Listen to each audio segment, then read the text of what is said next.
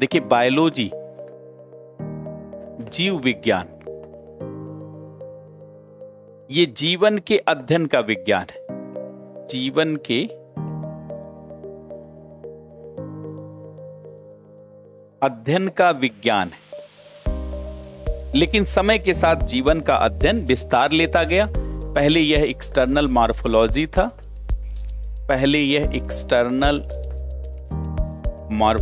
था, फिर यह माइक्रोबायोलॉजी में बदला, फिर यह माइक्रोबायोलॉजी में, और फिर मॉलिक्यूलर बायोलॉजी में बदल गया,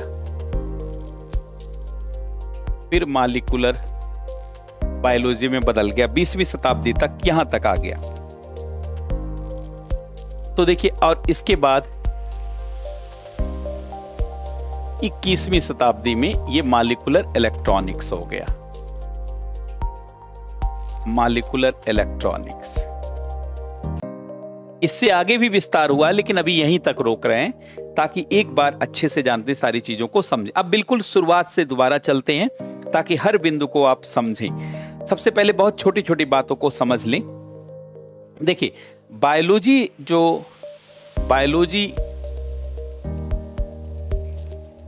की शुरुआत मानी जाती है जीव विज्ञान की। ये पश्चिमी देशों में इसको अरस्तु से माना जाता है। माना जाता है कि फादर ऑफ बायोलॉजी इज अरस्तु, अरिस्टोटल। अरस्तु को ही जानते हैं बायोलॉजी का पिता कहा जाता है। आप सभी लोग जानते होंगे कि बायोलॉजी का पिता, father of biology, father of biology, ये विश्व में अरस्तु को, ये अरस्तु को, और भारत में पुष्पमित्र भार्गव को, जिनकी अभी डेथ हो गई है। CCMB इन्हीं के द्वारा बनाया गया, पुष्पमित्र भार्गव, पुष्पमित्र भार्गव। ये father of modern biology in India इन्हें माना जाता है। यही father of modern biology. Corona काल में इनके द्वारा किए गए काम से बहुत फायदा हुआ। आधुनिक जीव विज्ञान का पिता कहा जाता है इनको।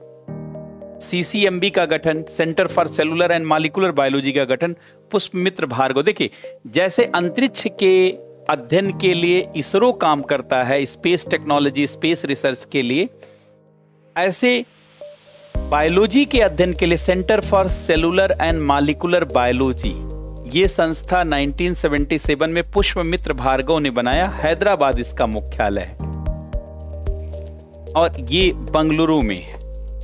आप सभी लोग जानते हैं, ये विक्रम साराभाई ने इसकी स्थापना की। Doctor Vikram Sarabhai, father of space science and space research.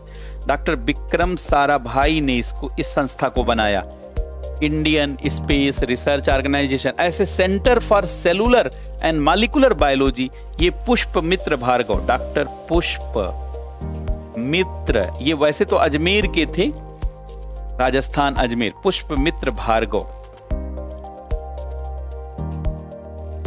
ये CCMB, ये biology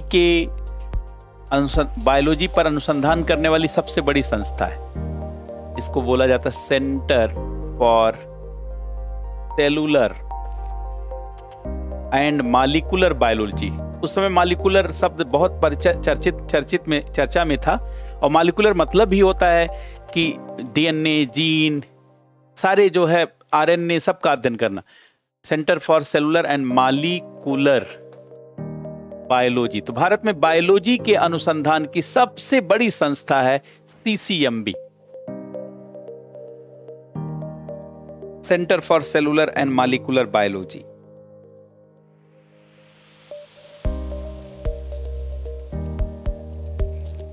centre for cellular and molecular biology.